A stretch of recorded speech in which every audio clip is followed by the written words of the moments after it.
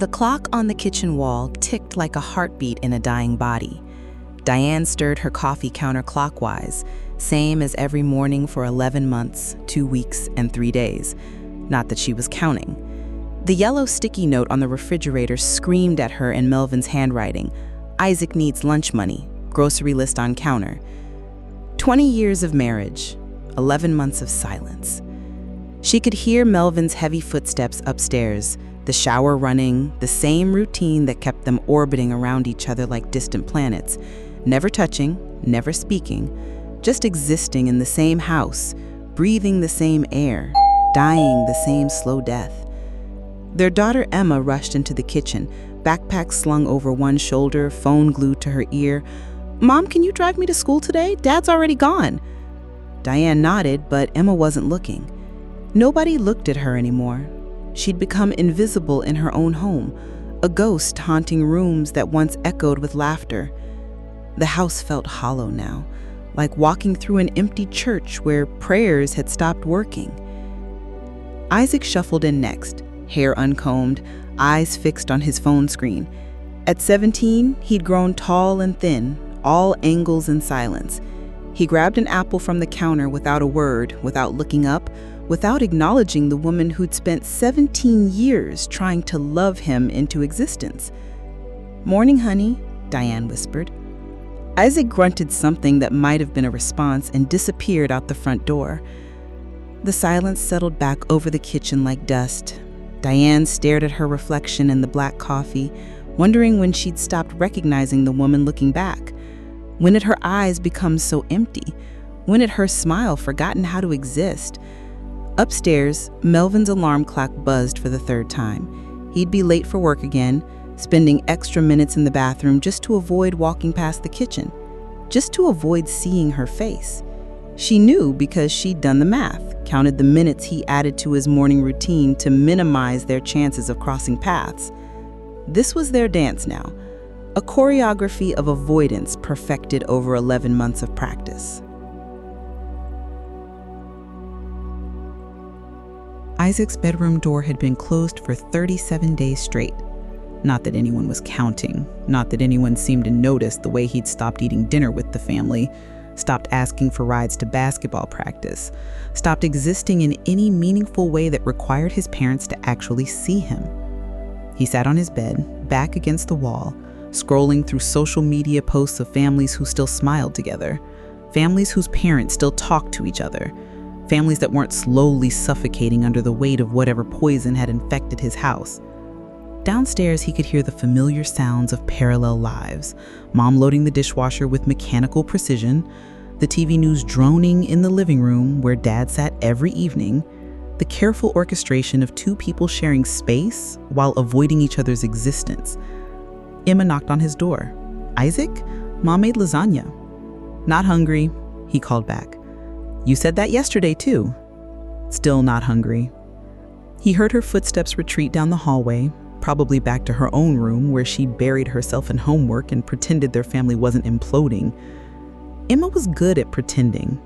She'd gotten really good at acting like everything was normal when her friends came over, like their parents were just busy instead of completely destroyed. Isaac picked up the framed family photo from his nightstand. Last Christmas, all 4 of them around the tree, smiling for the camera. But even then, if you looked close enough, you could see the cracks. Dad's arm around Mom's shoulder, but his body angled away. Mom's smile too bright, too forced.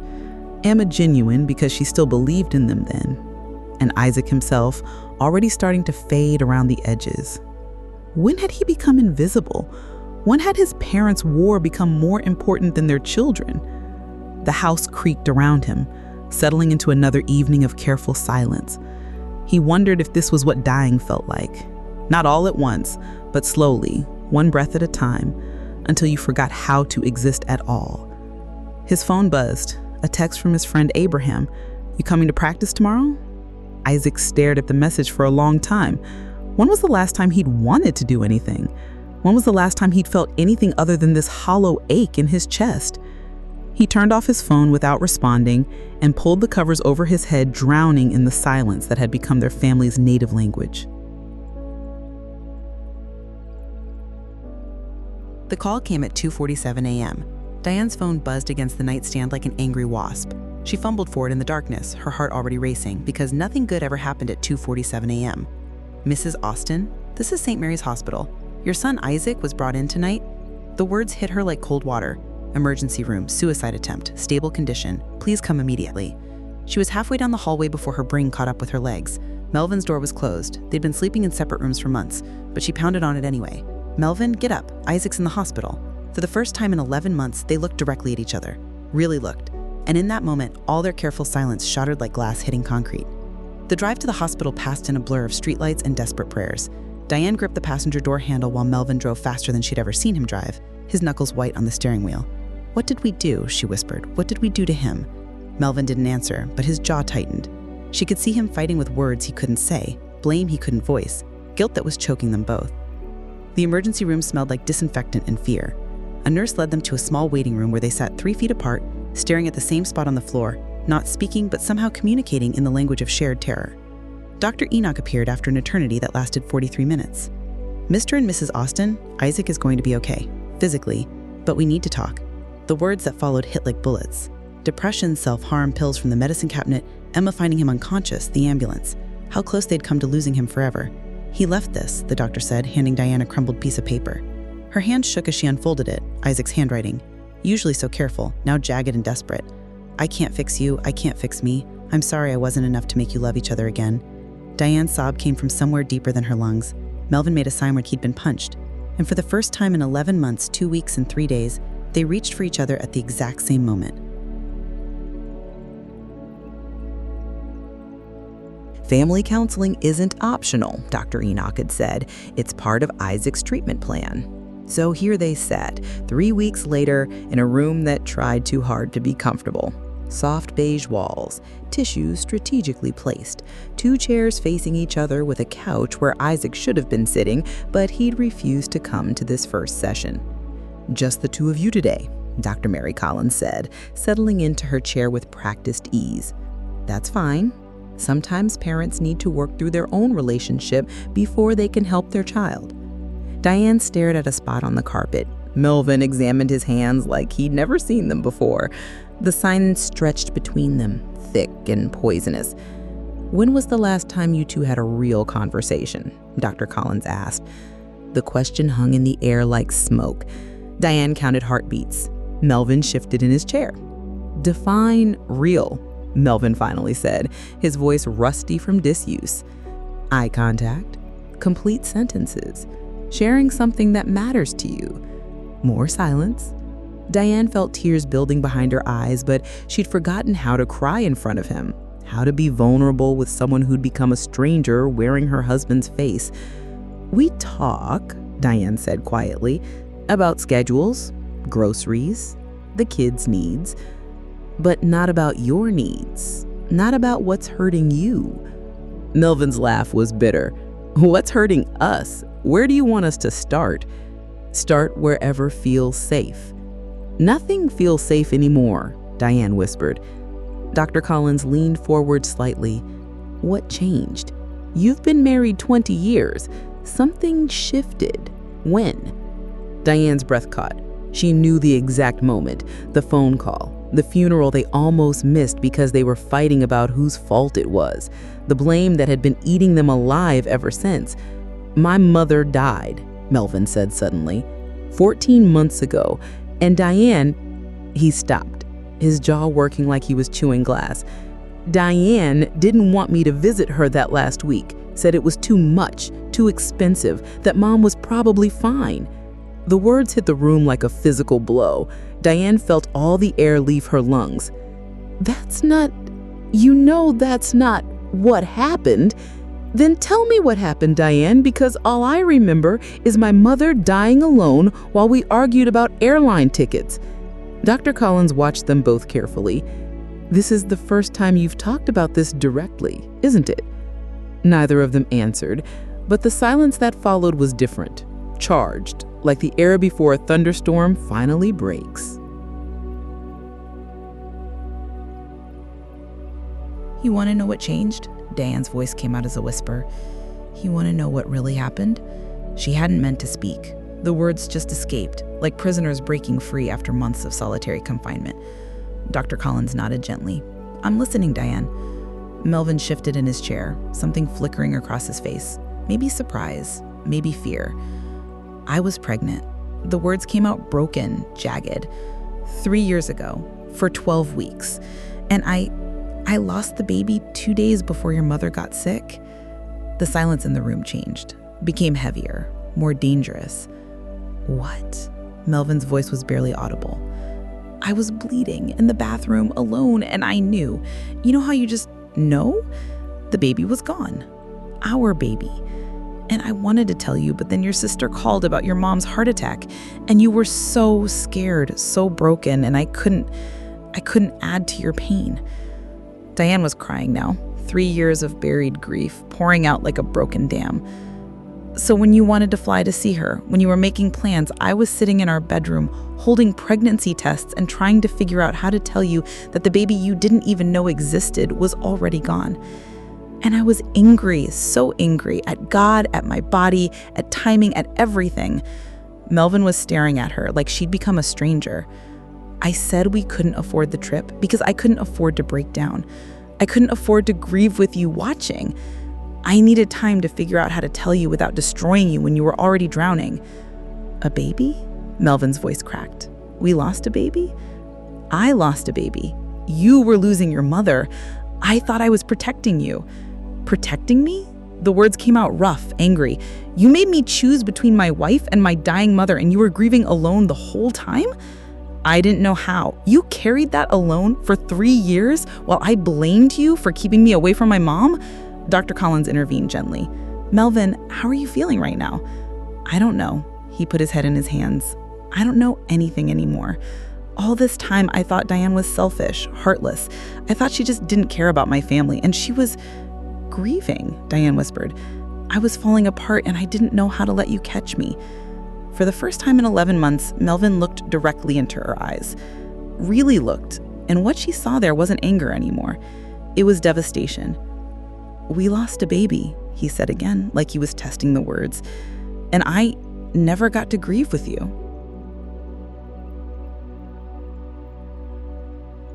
Melvin stood up so fast his chair nearly toppled over. "Don't." His voice was raw, dangerous. "Don't you dare make this about protecting me." Dr. Collins remained calm. "Melvin, what are you feeling?" "What am I feeling?" He laughed, but there was no humor in it. "I'm feeling like my wife has been lying to me for 3 years. I'm feeling like while I was calling her selfish and cold, she was keeping secrets that would have changed everything." "I wasn't lying. You weren't telling the truth either." Melvin spun around, facing Diane for the first time in months. "You let me hate myself. You let me believe I was a terrible son who chose his wife over his dying mother, when all along you were the one keeping us apart." "That's not fair," Diane said, her voice getting stronger. "I was trying to protect me. I heard you the first time." Melvin's face was flushed, years of suppressed anger finally finding a target. "But you know what, Diane? You want to hear about secrets, about protection? Let me tell you what I've been protecting you from." Dr. Collins leaned forward. "Melvin, I blamed you." The words came out like bullets. "When my mother died, when I got that call that she was gone and I wasn't there, I blamed you completely, not just for keeping me away that week, but for her death itself." Diane went very still.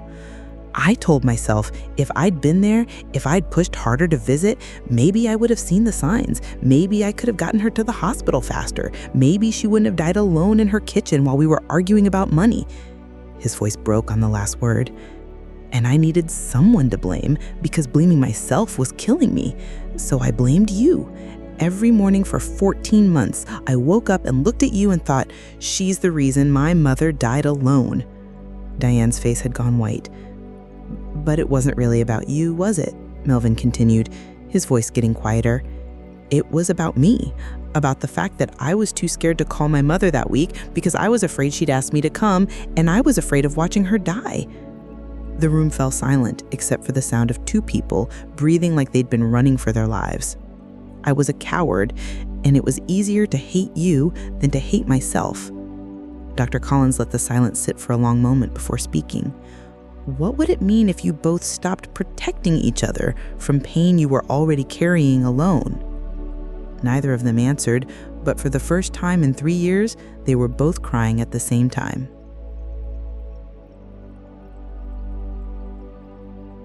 Isaac's individual therapist worked out of a small office across town. The nameplate on the door read, Dr. Grace Moreau, and when she opened it, Diane's world tilted sideways. Grace? The woman standing in the doorway was older now, her dark hair touched with silver at the temples, but the smile was exactly the same. The same gap between her front teeth, the same kind eyes that had gotten Diane through 6th grade when her parents divorced.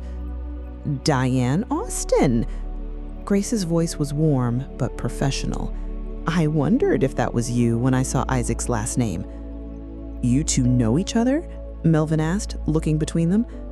We were best friends, Diane said faintly, until high school, when my family moved away. Grace nodded toward her office.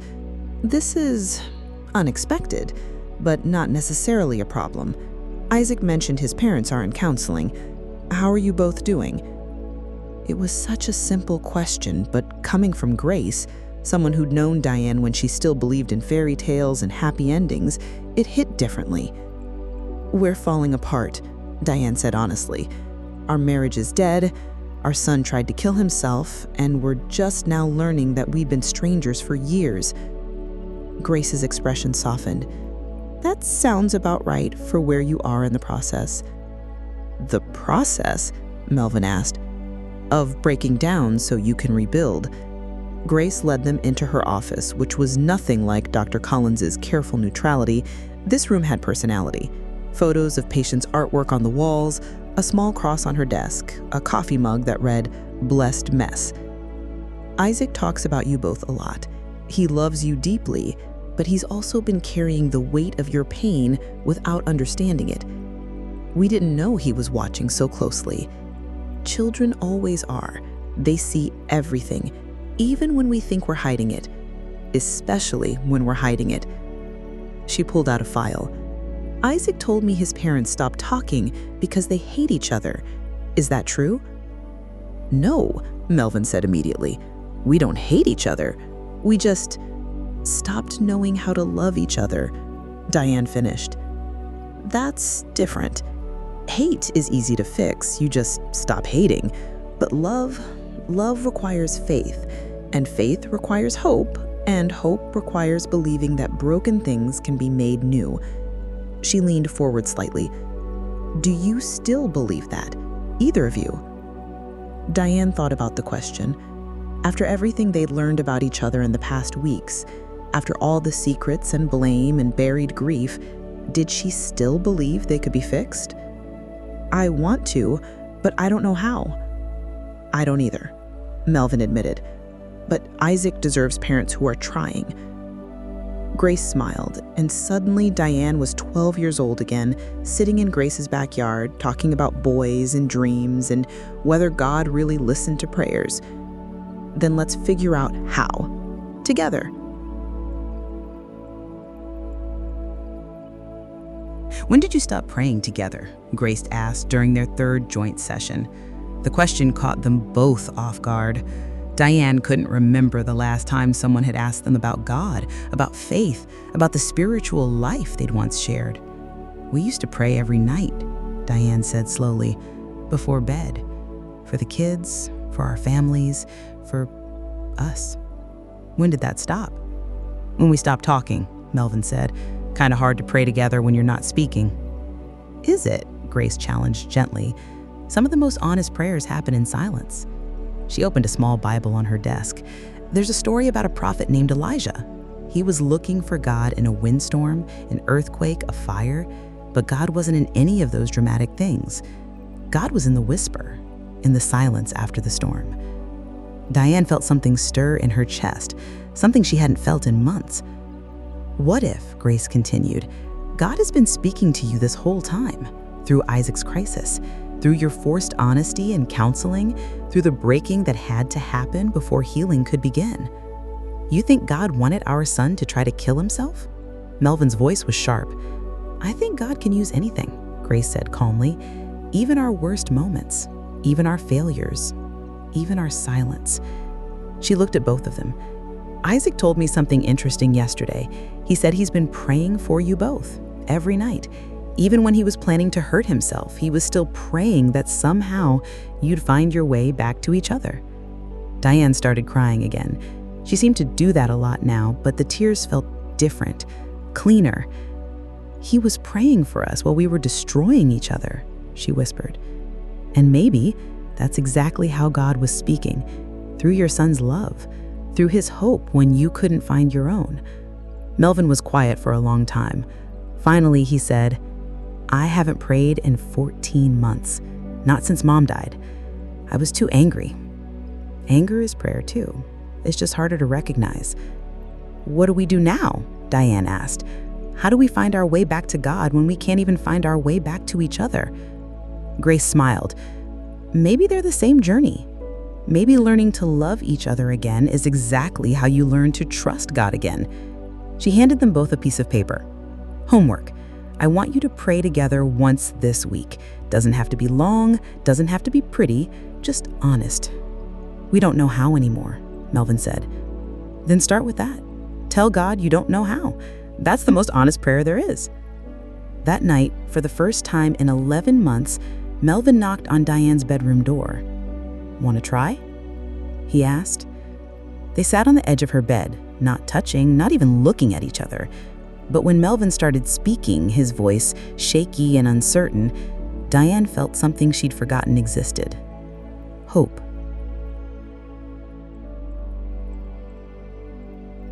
The first conversation happened by accident.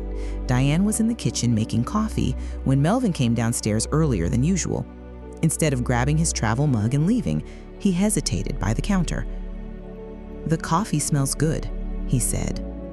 It was such a small thing, such an ordinary thing, but it was the first unsolicited comment he'd made to her in almost a year. It's that hazelnut blend you used to like, she said, then immediately regretted it. Used to like, past tense, like they were discussing a dead person's preferences. But Melvin just nodded. I still do. She poured him a cup. He stayed long enough to drink half of it before leaving for work, but he said thank you before he left. Baby steps.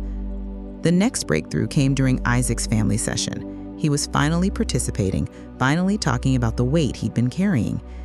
I thought if I hurt myself bad enough, you'd have to fix yourselves to take care of me, he said, his voice barely audible. I thought maybe you'd remember you were supposed to be a family. The honesty was devastating, but it was also a gift. We forgot how to be married, Diane said, but we never stopped being your parents. We just got so lost in our own pain that we couldn't see yours. Isaac looked up at them for the first time in months. Do you think you can figure it out, being married again? Melvin and Diane exchanged a look. Not angry this time, just uncertain. We're trying.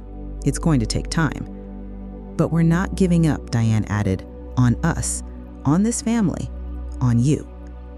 Isaac nodded, and for the first time in months, his shoulders didn't look like they were carrying the weight of the world. Emma started noticing the changes first. Mom and Dad had coffee together this morning, like at the same time in the same room. It's not that unusual, Diane protested, but she was smiling a little. It is for us, Emma said. It's been unusual for us for a really long time. Melvin cleared his throat. We're working on it, on being better, for all of us. Good, because I missed having parents who liked each other. That night, they tried praying together again, still awkward, still hesitant, but real. God, Melvin started, then stopped. Started again. We don't really know what we're doing. We broke everything. Our marriage, our family, maybe our faith. But we're here. We're trying. Help us figure out how to love each other again. Help us forgive, Diane added quietly. Each other and ourselves. And help Isaac heal, they said together, the first words they'd spoken in unison in over a year. It wasn't perfect. It wasn't dramatic. It was just two broken people asking for help. But it was a beginning.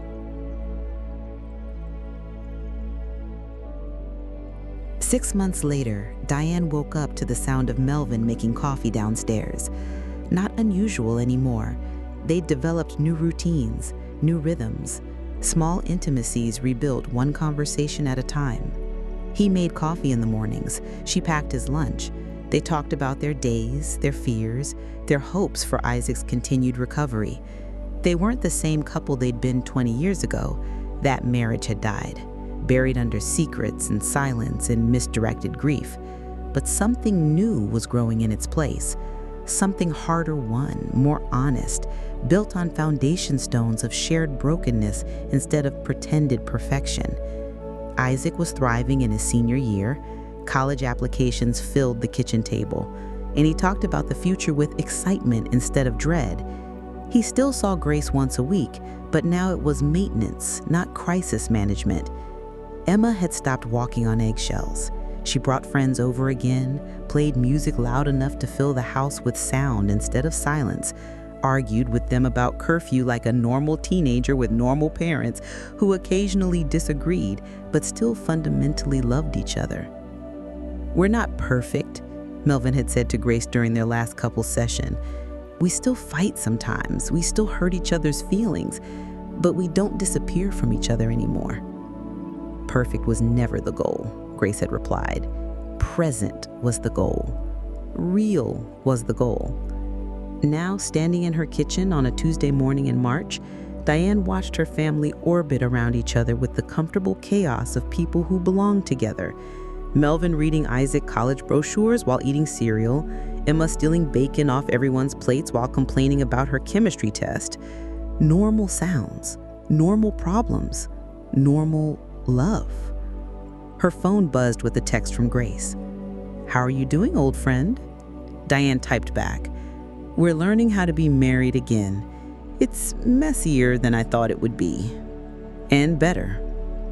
Grace's response came immediately. "That's what resurrection looks like. Messy and better." That evening, as they sat on their back porch watching Emma practice driving in the driveway while Isaac coached her from the passenger seat, Melvin reached for Diane's hand. "Do you think we would have made it if Isaac hadn't—" "I don't know," she said honestly. "I think we would have just kept dying slowly, parallel lives until one of us couldn't take it anymore." "I'm sorry," he said, "for blaming you, for shutting you out, for making you carry your grief alone. I'm sorry, too, for keeping secrets, for deciding what you could handle instead of trusting you with the truth."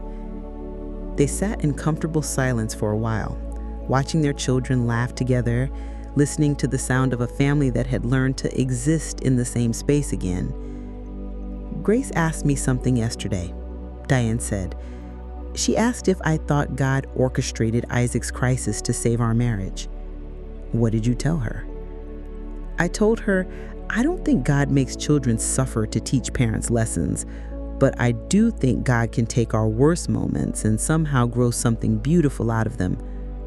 Melvin squeezed her hand. "Like resurrection?" "Like resurrection," she agreed. Isaac walked over, car keys dangling from his finger. "Emma says she's ready to drive to the grocery store by herself. Should we let her?" Diane and Melvin looked at each other and burst out laughing. The same thought, the same protective instinct, the same parental terror at the idea of their baby behind the wheel alone. "Absolutely not," they said in unison. "See?" Isaac grinned. "You guys are totally back to being normal parents, which means you're going to be super embarrassing when I bring girls home.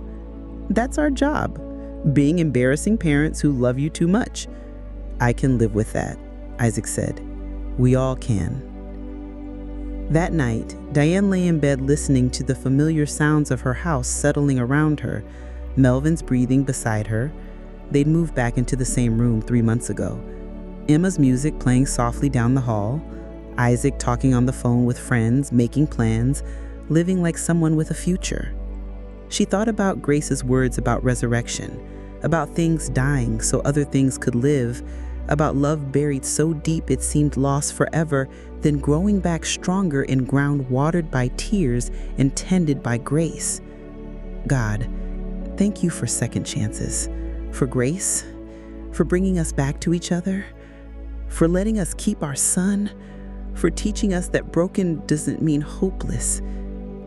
Beside her, Melvin stirred.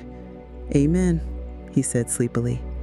And in that simple word, Diane heard the sound of a marriage learning to pray again, a family learning to breathe again, a love that had been buried but never truly died. The house settled deeper into quiet, but it wasn't the silence of death anymore. It was the silence of peace, of rest, of people who had finally learned how to come home to each other.